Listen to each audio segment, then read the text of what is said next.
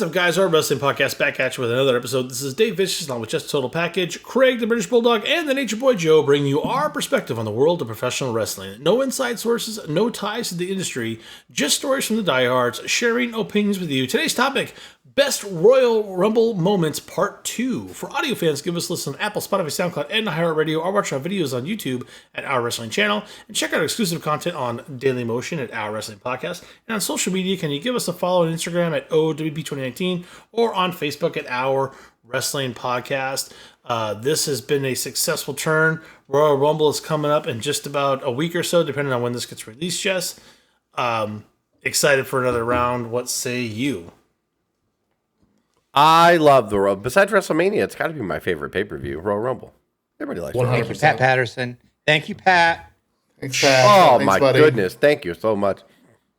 No, but this should be exciting. We had a lot of good topics on the first one. We'll see how many rounds this goes, but there's so many moments in the Rumble that you can pick out, and you might even pick a match that was not a Royal Rumble match. You might pick a match from a Royal Rumble in a certain year that you might really had a That's liking the wild to. card, you know. That's the You wild never card. know. You can do You anything. don't need to pick. You could pick an entire Rumble match. You could pick a moment or two from the Rumble matches, or you could even pick the matches that they have before the matches before that they have. And before everyone starts bitching, this is episode 2. This is the second one. So if you're like, why didn't they do this? That's an obvious. Go back and listen in the archive because we got about 15 or so. You could shut the fuck up. You could just do that. Whoa. Like, and then that will Or solve you know all what? your problems. You know what? Or that. Or you could Keep do listening. this. Just shut the fuck up. You can leave a comment, and we can always mention it on part 3. We'd love to. No, take your don't comments write. in. Don't just put your stupid comments. You fucking idiots. Or call in live at 555-642. What? Phone 909. lines are open right now. I don't know how long that's going to So last. Phone lines are open. Phone lines are open. I gave you guys. I wish I would just tell them all how fucking stupid they are. Oh my god! I gave you guys. Just don't alienate one of the audience. I know it's like, the second why they do we call only in, why like- do we only have 400 people subscribed? You guys don't. You guys don't even get a chance. I'm like, shut the fuck up. You're an idiot. Bye. You're fucking stupid. Yeah, that's not going to work out. It's like, I hate It's him, me. but I It's keep your calling mom. in. Shut up, Kath. Boop. Jess is so mean to me, but I keep I calling. love the Undertaker. Hang I up. love, I Hang love up the on her. abuse. I would love if Kathy called it into the show. Just, So I gave you guys a list of what we used for part 1. So obviously we can't use that again. We're going to go around the room. I'll start. Let me start. do. My first offering is going to be from 2002's Royal Rumble. It's going to be Ric Flair versus Vince McMahon in a street fight. Whoa. This was very also. nice.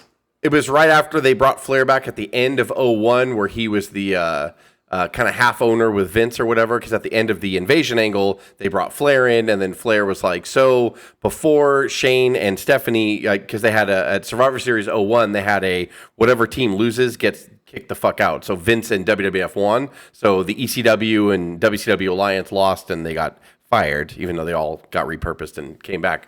So Stephanie and Shane were off TV, but Flair comes out like on that next night on Raw and told Vince that before Shane and Stephanie did the match, they knew what the stakes were, and just in case they lost, they put me in here saying that I get their power, basically. So he had a percent ownership of the company. So on screen, it was those two. And I like the promo that they had because Flair actually reckoned back to WrestleMania 8 where he got in trouble by Vince because he bled during that match with Savage. So it's always in Flair's book, it even stuck in his craw that Vince like really ran him down afterwards, saying like, just when you think you're great, like you take, so many steps back and blah, blah, blah. And, and so I remember this amazing promo that he cut on Vince here in 2002 in preparation for this match, where he was like, you told me how to wrestle, me, Ric Flair, you don't know any of that. Was awesome. Like, and he was just in Vince's face, and like they had a great like thing. So they fought each other here at the Royal Rumble, and it was awesome. And Flair ended up winning, but he was bleeding like a stuck pig, of course. And like him and Vince used lead pipes and stuff, and it was a really good match, like really excellent, like brawling on the outside. So that's my first offering. I thought, and that was actually Flair's road on his way to taking on Undertaker at WrestleMania that year. And he was getting his confidence back because like for a long time in WCW, he was depressed and he didn't really want to do anything on the in-ring. And Vince and Shane actually were all over him, going like, "No, man, like you're Ric Flair, you are going to wrestle again." And Rick didn't want to wrestle again. Like Triple H, like, you're winning, you're great. What are you talking about? Yeah, he was like, "What are you talking about?" So everyone in the back was like, and Triple H and Shawn and all them were like, "Dude, like, what do you mean? Like, you're Ric Flair. Like, of course you're going to wrestle again." So this was like the first match. Okay, back. Spartacus, settle down. Guess what? You remember what you said to me? You said to me, every time you get this close to greatness, you do something stupid and take a step backwards. Wow.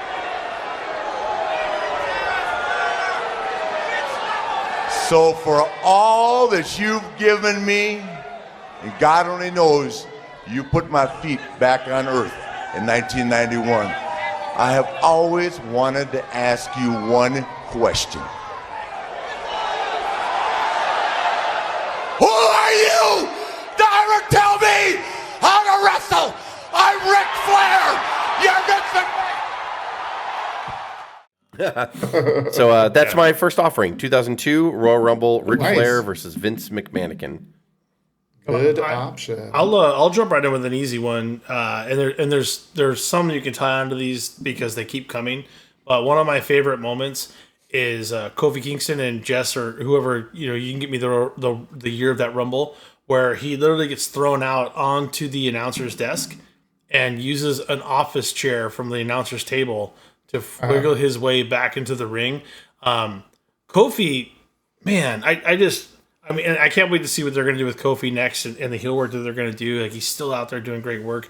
But I can't imagine anybody that was more gifted in skinning the cat at Royal Rumbles than Kofi. And that is one of my favorite moments, to get the office chair and to kind of like bounce it back. I mean, the thing that Kofi, like, so cool. he's a legend of the Royal Rumble, right? And he kind of like, it was actually like a cross to bear because every year he had to top not touching the ground and finding. I want to say the last couple times he flubbed, right, and just got eliminated. Yeah. So he just so it's like it got too much. Yeah. It's hard to do. Yeah, but I come up and like find a new way to do it every time. He won those more than he. Yeah, right, Joe. He won more than he lost. I think, right? But I think that was the deal. If you don't make it, you're just eliminated. But you're gonna try it and see what happens. And but you would look forward to it every single year. Yeah, we're like, what's Kofi going to do this year? And that was the one that stuck out to me, was the office chair one. So that's good. Yeah, I love Kofi for that, man. That's the kind of stuff like we've done. We're going to do some reviews on Royal Rumble, like pre Kofi, and you don't see those things. They're way boring compared to Kofi. Added a whole string of flair to Royal Rumbles, and that's one example that I always remember. Kofi still alive, hands on the floor. Remember, both feet have to hit the floor. Oh my God, dangerous situation. You got this. Oh my God. Look at this. Are you kidding me? He saved himself. Are you kidding me? Kofi Kingston, what a move. That has got to be the greatest thing I've ever seen. Good one. I'll do a recent one, and it's kind of the chair shot around the world. 2023 Roman versus Owens when Sammy turns on the bloodline. That I think nice. the more That's years lovely. kind of go, I think this will be a bigger moment. But that pop when he hit that chair, we all knew it was coming. But that, like, as the Scorsese meme goes, this is cinema. That was cinema. Yeah, and that was that. The Rumble didn't finish that event. It was Roman and Owen. Main event at that. It was great. I love that moment. No, it was God. Oh, that's awesome. 2 years ago. Wow. My first offering, I ended up decided on a match, and I went back to 2003 and did Kurt Angle versus Chris Benoit. So good. Nice. We reviewed that too, and I remember I went back and listened to that last week, I think, just because I do that sometimes. I listen to our reviews, and we were just gushing over this match. Like, this match is the match is awesome from start to finish. It's two of these guys like at the peak of their powers, just going at each other. Both of these guys, I mean, this is a classic that you always looked forward to. There is a line in the match, and I don't know if we've discussed it before, but like on a previous thing, but there's a line in there that has not aged well at all. There's a lot of lines in Rumbles. Like Michael Cole at one point, he's talking about like how much Chris Benoit has like put into the industry and how much he's done to get to the position he has. And at one point he says, he's sacrificed his family. He has sacrificed his own life to be here. And it was like, really? Ooh. Yikes. Ooh, that's Jess, you better get that clip. You've got to get that clip. That's to Michael Cole. What a pluck, buddy! Wow, it's like Babe Ruth calling his shot. Like it's like whoa. Yeah, right. It was like he's doing this. It's going there. It's going. It's like a little bit of. Is Michael? I got to go back and listen to his commentary. How much else has he predicted? Is he becoming? Right. Is he like the Simpsons of WWE? Michael Cole has a fucking Ouija board at the announcer's table. Yeah, but I went back and I was thinking about that match and I went back and watched it and then I was like, and then at some point and it's very clear, like there's a dip in action and he just says it and there's nothing else, no like other sound going on. You're like, yikes! All right. Yikes. You start citing like details, like it's too dead on. You're like, what the? What? He said the dogs are on the side yard. I mean, yeah. So I'll how many hours in the Solaflex in his own house?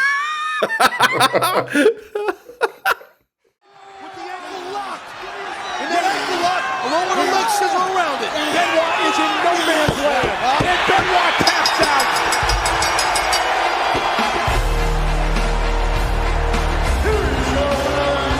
Still WWE Champion Kurt Angle. As Team Angle comes out to celebrate, Kurt Angle knows that he went through a war. Chris Benoit proved to the world that he indeed can be champion. oh my goodness. I'll start round two. So, Craig, I'm just going to piggyback off yours because we just like glossed right over that. I guess we could do this for hours. So it's funny, Craig, that when you first said the match, I was like, you son of a... But then you went to they had another match 2 years before that in 2021 Royal Rumble, Kevin Owens and Roman Reigns in a last man standing.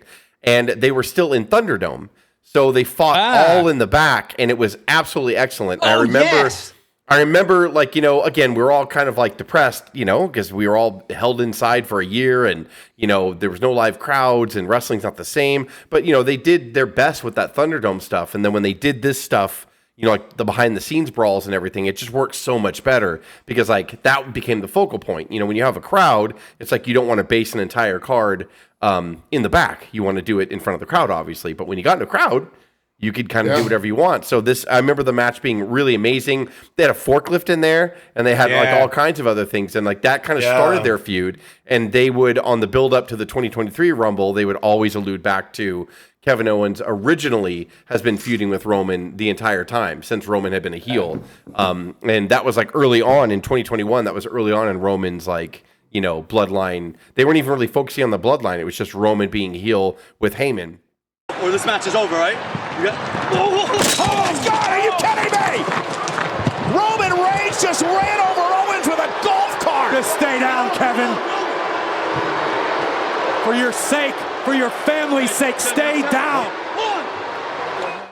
So that's my second offering is Roman Reigns versus Kevin Owens, not from 2023, Craig, but from 2001, their last man standing match. Wait. Yeah, because there was that, and it came with a little bit of a personal thing with Owen and Roman. I remember what year it was. But what year was it? You said, Jess? In the War Games when he slapped him on the 2021. He slapped him in the ear, right? When Roman slapped Kevin Owens in the ear, or did Owen slap Roman in the ear, and they actually had some backstage heat. Yes, yeah. So there was a little bit of personal with those guys at some point, but they've mended all those fences and had great matches. Again, they have good chemistry. The WWE seems to work that out. Other places can't. I don't understand it. It's okay. Whatever. Good one, Jess. Yeah, I love it. I know because if you go back into our archives in part 1 that we did talk about Nia Jax entering the Rumble, but I want to talk about a subplot of that. Do you guys remember who was supposed to enter the Rumble when Nia Jax came in that year? It was R-Truth, right? Yeah. So the funniest thing about this, and I still think it's funny now when you give it time because it's been so long. Nia Jax comes out when R-Truth is supposed to be number 30 in the Rumble and everyone's going nuts. And she's mad about the previous situation with her loss, in the Rumble or whatever. And she enters the Rumble, but the only way she could do that is to basically pummel R-Truth. she threw him into the wall so hard she actually injured R-Truth. I don't know if people know that. But she destroyed R-Truth in Ninja's Rumble. So it's R-Truth coming out like, yeah, I'm going to be the Rumble. Da, da, da, da. And Nia Jax just beats the crap out of him. And it's hilarious. And it's still funny. R-Truth is back and he's totally healed and everything's fine. But she actually hurt him in real life, throwing him up against the rails and stuff. I find that hilarious now. I'm just glad he's okay. What year was that? Was that last year? A couple years ago? It was before the pandemic. It was before. Wow! It was like 2019, I think, is the one. Oh wow! Okay. Yeah. And it's phenomenal what she did to him. I'm a big Nia fan anyway. I know we've had some problems with Nia recently. There's been some troubles. She's still flubbing out there and doing some. I'm going to do a low hanging fruit because it hasn't been done, and we kind of stayed away from it because it was such an obvious one. But now we need to mention in the pantheon of all these. Do it. 92, right? Yeah. The entire Flair thing, it. like with a tear in my eye. From the entire performance to that promo after to hey, put that cigarette out. Like I love all of that. It was awesome. As fans, I remember, I know you can go back, and I'm sorry, I didn't mean to cut you off, Craig, but like we were in my living room. I think all four of us were in my living room, like when we watched that live. And Joe was over the moon, obviously, because you had this guy that he'd loved from Crockett and WCW, like before that, and he was always the anti-WWF, always the anti-Hogan. And all the magazines was like, Hogan versus Flair, what if? And then we were kind of let down because that didn't really happen. But really, like, when you go back to the Royal Rumble and, like, what he accomplished, like, if you look at just from the business point of view, it's unheard of. Vince usually shit on people, like when they came in and put polka dots on them, or made Rugged Ronnie Garvin a referee, and did weird shit. And like Flair, like he could have easily just decorated Flair as just a regular heel and one of the many in the backdrop or whatever, and it wouldn't have been a big deal. But not only did Flair come in and get like top billing, but Flair feuded with Piper, and then he wins the goddamn title at the Royal Rumble, which is the first time that the title was vacant and held up in the Royal Rumble.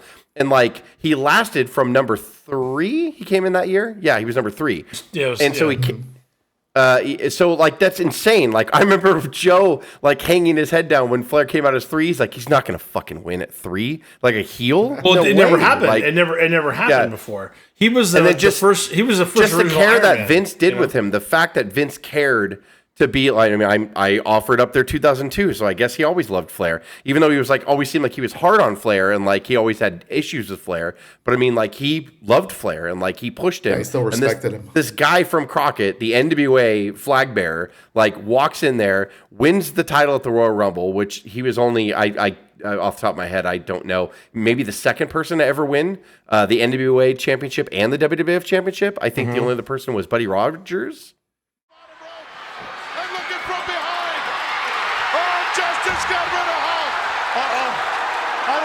Of things now. There are no friends. There are no friends. Only enemies. Oh, is Hulk upset? He said you stole my belt. What the? Hey, look at this. Hulkster holding on, trying to pull him out.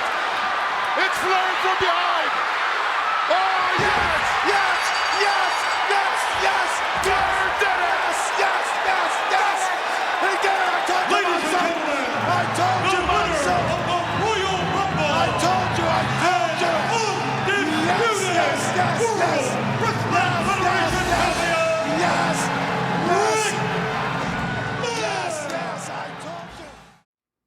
I went ahead and went. Obviously, the Royal Rumble has become known year after year for having surprise entrances and moments that came, people that came back or like people getting introduced. I know. I think on the last one we did AJ Styles coming in, and but I went. I chose one of those moments. I went back to 2020, and I thought this was special just because, he was. For like essentially dead in the water, like never, like no one suspected. At least I hadn't heard any like fluff that he was coming back. And then so when Edge returned in 2020, dude, That was really good. Like the pop that he got and the like excitement, you know, and like I liked Edge. I'm a fan of Edge. I wasn't like a diehard Edge fan, but like to see him come back and you were just like, oh my god, greatest Intercontinental champion ever, Jess. Greatest IC champion ever. Who's it gonna be? You think you know me? No way. Oh my! You gotta be kidding me. The Rated R Superstar! Edge is here!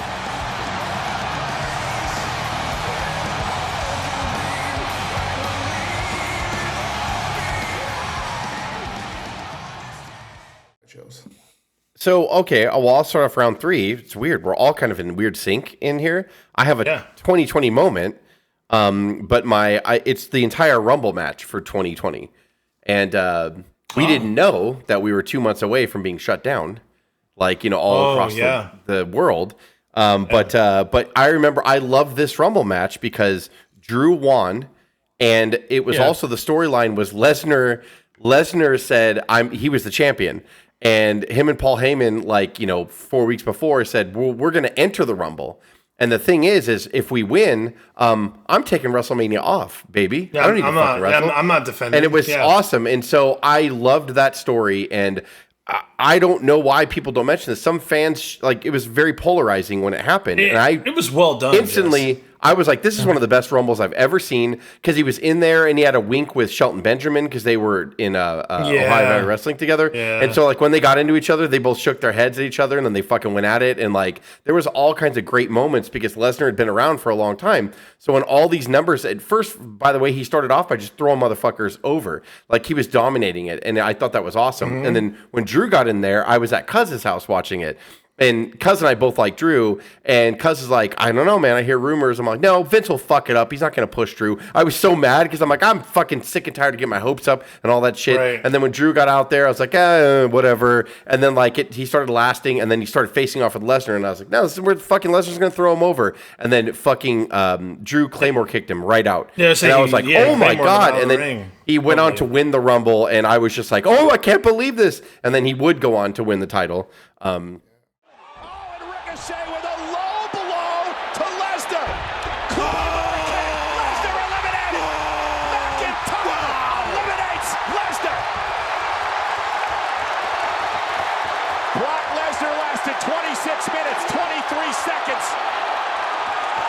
Eliminated by a low blow by Ricochet. Payback from Monday night. Wow. And then McIntyre with a Claymore. Heyman's in disbelief.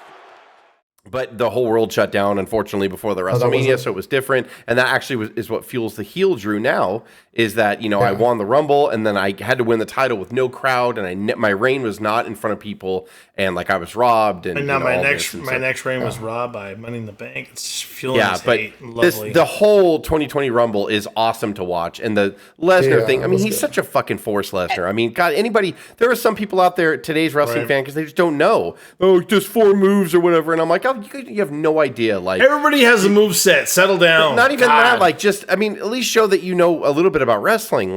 Just that Brock can wrestle. I don't want to hear it. The fear that he brings in. People, even to today, when his music goes off, people are like, oh, fuck. Because he's going to go out there and beat the shit out of people. And so you really believe that, he could win. He's Brock Lesnar. Every time he's in there.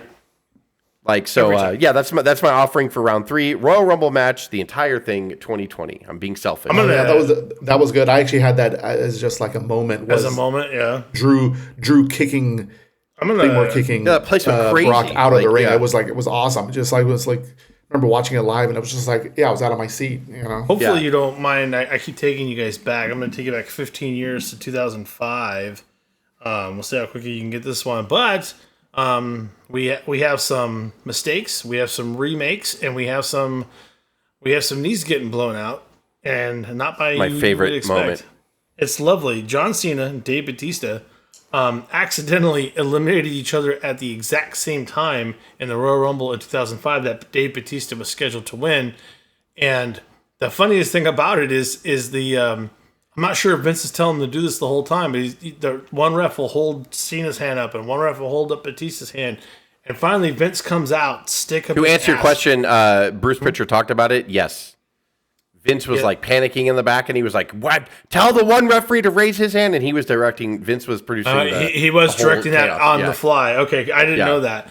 And then he comes out, throws his fucking coat on the floor, walks out with a stick up his butt, like jumps in the ring and fucking tears both his quads. And right there, he has to sit down and tell them what to do and how to finish the match, and then he has to fucking get carried out, and they fucking start it over, and Dave Bautista eventually does win the match as scheduled, and goes on. I think he wins the title at WrestleMania as well in that situation.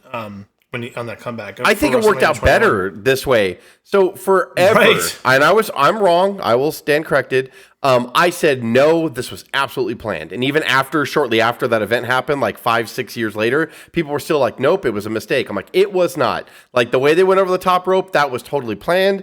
They were pushing Cena and Batista at the same time. They both went on to have feature matches and win their first world titles at WrestleMania that year. So I was like, no, they didn't want Dave to dominate him.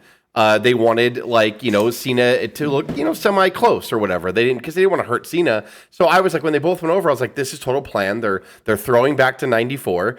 And forever, I was like, the history, when time passes, somebody will say, yes, this was all planned. Not Vince blowing his quads out. That wasn't planned. But I was like, no, this was planned. But no, to this day, everyone involved, like Batista, Cena, Pritchard, they were like, no, Dave was just supposed to throw him over the top rope, and that was it. Like, that was the way we were going to end it. He was going to, because the whole thing was about him and Triple H building up. So he was like, yeah.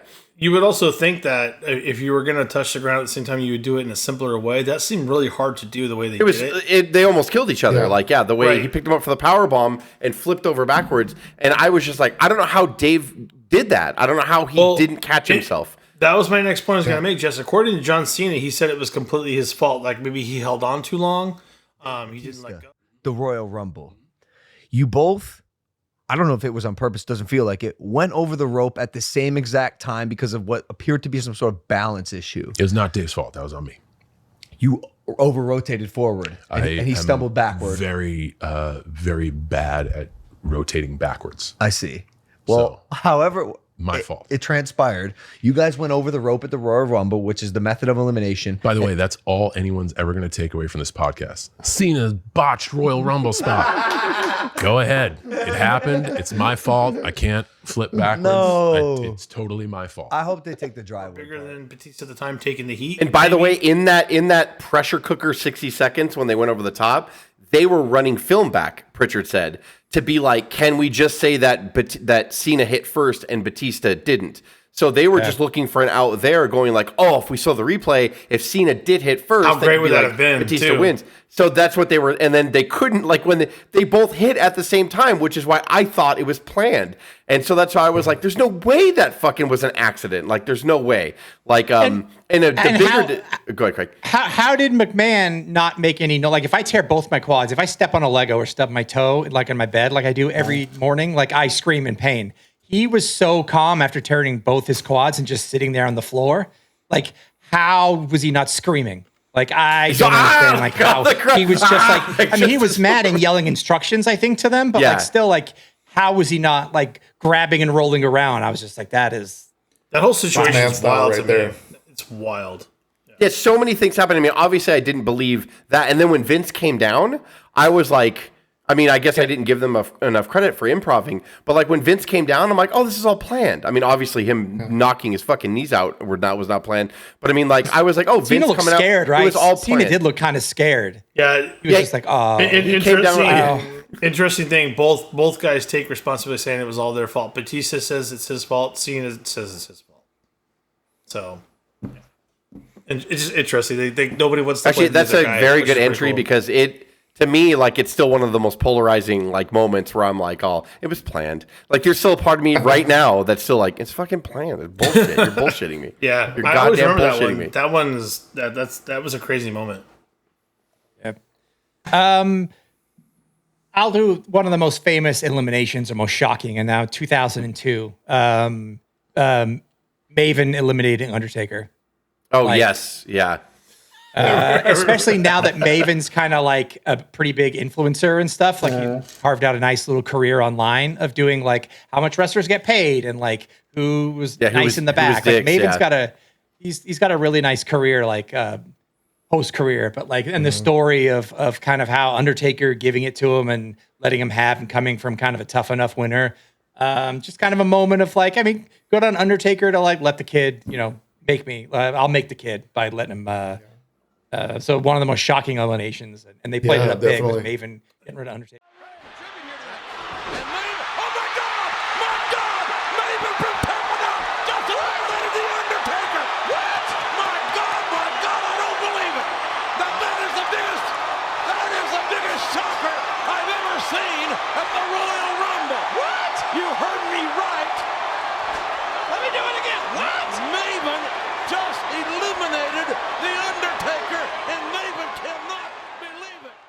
Whoa. Yeah. That'd be good. Give it to us, Joe. What do you got? Go ahead. Sorry, Joe. I went ahead and did, and this is actually, there's probably, I went back to 97, and there's probably a couple moments from 97 that, that you can do. But I just thought it was funny. I enjoyed the, and I guess I don't remember having seen this up to that point in any of the Royal Rumbles where one, like somebody eliminated everybody and then it was just one-on-one matches for a while. Where when Austin gets by himself, he eliminates everybody, he's by himself in the ring, and then proceeds to just like throw each person out as they came in. Started doing push-ups, sitting on the turnbuckle, looking at his watch, which wasn't there. There was no watch, and just kind of like just like having some fun with it in the meantime. And that's lovely. I just remember that being like really funny and really like kind of. It was funny to see, and it kind of just went with the Austin character at the time. That was the best thing about the Rumble is like the Rumble also does that. Like you have these weird moments like Kofi that Dave mentioned and everything. But really, like I remember for a while, like 94 was Diesel's year because they had Diesel kind of dominate in the middle and like throw a bunch of people out. And then people were like, oh, like, and then ever since then, everybody kind of looked at Diesel differently. And he would win the Intercontinental title like a few months later from Ramon. Mm-hmm. And I mean, don't get me wrong, they're going to push him anyway because they're all best friends. But I mean, like and then Austin, I don't think that happened in 95, and 96 was Vader, and then 97 was Austin. And I remember, he had changed his name to Stone Cold, and we were all fans of him from WCW and all that. And I think that was another one that we watched in my living room where we looked at each other, we're like, fuck, like finally. Like when he did the watch thing and everybody reacted, and they were in a big dome. I think they had like 40,000 people there or something like that for that Rumble. It was in San Antonio. And I remember everyone reacted, and he's like this heel, and I'm like, wow, like it's one of my favorite parts about the Rumble because like every year you have somebody who does a lot of eliminations, or like they you could tell they feel it. Like they're just like, oh my God, this is my moment. Yeah. Like the crowd's responding to me. I'm by myself. I'm seizing the moment. Like they had many ones before that, like back to 92. My favorite part, Flair ended up in there by himself. Like, cause I think Bossman and somebody else went over the top rope. And so Flair was all by himself, and he looked around and just did his face flop, and then everyone fucking exploded. And then Piper was the next number. So Flair was like the one. It's like just to know that moment, you have it for a minute in the Rumble, and you're like, I got to do my thing, and then it works. Like it's just really cool. That's lovely. Oh, that's a good pick. Way to end it there. So, for audio fans, give us a listen on Apple, Spotify, SoundCloud, and iHeartRadio. Watch our videos on YouTube at iWrestling Channel, and check out exclusive content on Daily Motion at iWrestling Podcast, and on social media, give us a follow on Instagram at O.W.P 2019 or on Facebook at iWrestling Podcast. For Dave, Joe, Jess, and Craig, this is the O.W.P signing off. Have a good one.